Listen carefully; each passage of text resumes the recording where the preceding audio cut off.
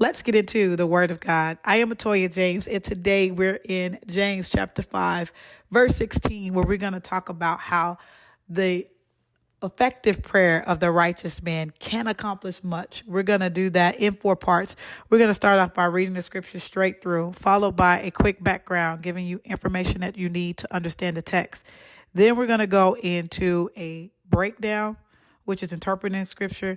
And then the last part I call the best part. That is life application. What can we pull from these scriptures that we can apply to our lives so that we can do God's word and be better? So James chapter 5, verse 16 says, therefore, confess your sins to one another and pray for one another so that you may be healed. The effective prayer of the righteous man can accomplish much. So James, the half brother of Jesus, has been writing to dispersed Jewish Christians, and they have been dispersed throughout the area because they have been persecuted for their faith. And James is giving them practical tips on here is what you should be doing if you are a believer in Jesus Christ. Here is how we walk out our lives. Here are the things that we do as Christians. Check out my playlist, James, for all of the previous lessons and good nuggets that James provided.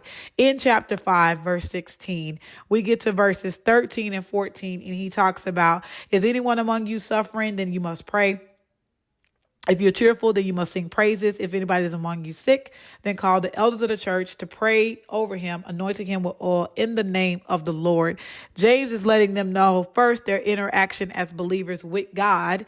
That is, if you are sick, you need to be bringing that request to God. If you are not, you need to be praising God. But your interaction with one another is not that much different in that you sick, you call over the elders. And what are the elders' responsibility to do is to anoint you with oil and pray over you in the name of the Lord. The key ingredient there is seeking the Lord because he is the one with the power. All right. So when we get to verse 16, therefore confess your sins to one another and pray for one another so that you may be healed. As Christians, it is not necessary that you confess your sins to somebody so you can be forgiven. It is not necessary that you have somebody to pray over you so that you can be healed. You can pray over yourself. Okay. In both cases, because of what Christ did for us on the cross, we have the ability to go to the throne of grace on our own, take all of our issues, all of our concerns, good, bad, indifferent, to the Lord directly.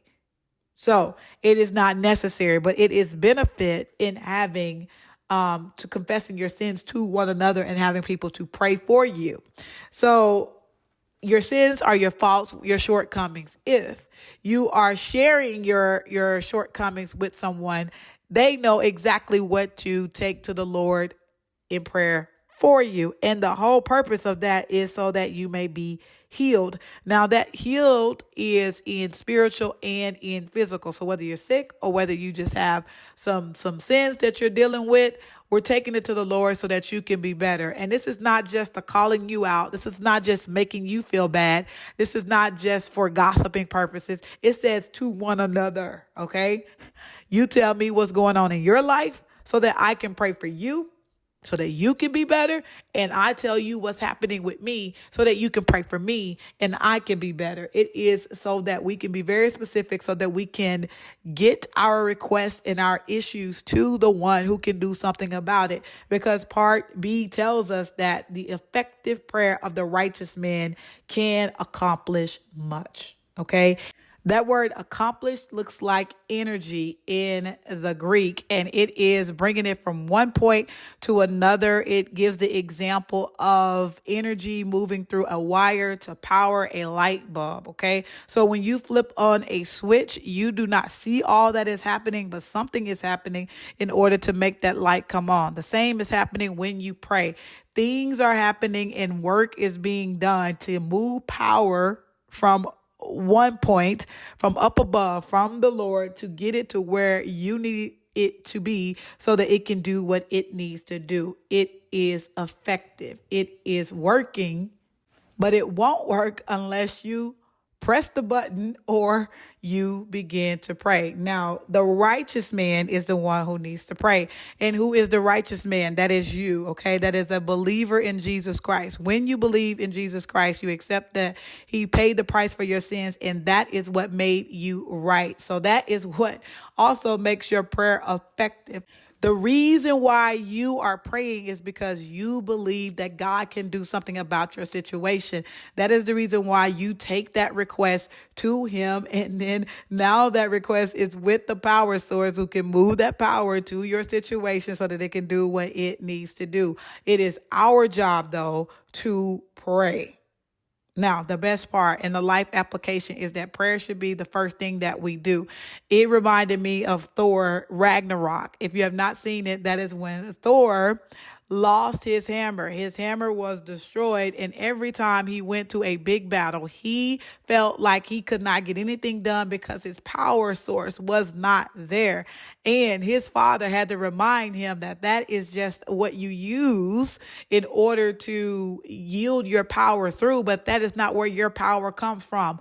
For us, prayer is the hammer. Prayer is where the power comes through. Okay? When we take our request to the Lord, he does the work. Just as when we flip the switch, things are happening to light the light bulb. When we pray, things are happening to bring the situation from one stage to the next. Our job is to pray. The effective prayer of the righteous can accomplish much. We've seen it a lot in the Bible. There were so many different examples of when people prayed and things changed. In 1 Kings 13:6, it said the king asked the man of God to intercede for the Lord your God and pray that my hand may be restored. And the man of God did, and the king's hand was restored to him as it was before. And in Genesis 20:17, Abraham prayed to God, and God healed Amalek and his wife and his maidservant so that she could bear children again. And in my personal life, my father, over 65 years old, had his second stroke, bleeding on the brain. He was unresponsive for over a month. And they said if he do come back to life, he's going to be a vegetable and he won't be himself and all of these terrible things. And guess what? My dad did wake up. He can talk. He is himself because the prayers of the righteous availeth much. I have a sister who had breast cancer who is now healed because prayers of the righteous availeth much. I have a nephew who had leukemia but now is going back to school because prayers of the righteous availeth much. Our job is to pray. In all situations, we bring our request to him and believe that it is working, because it is. Just because you can't see it working, just like when you press that button, things are happening to light that light bulb. When you pray, things are happening to change your situation. Just pray. That is my life application. What is your life application? Drop it in the comment section below. Anything you want to add, anything I forgot, you can also comment that below. If this was helpful to you, please hit the like button. And if you want more content, more Bible study, more things that are going to help you grow in the Word of God and grow in your relationship in Christ, please subscribe to this channel. I want to thank you so much for watching and for listening. We will see you next time.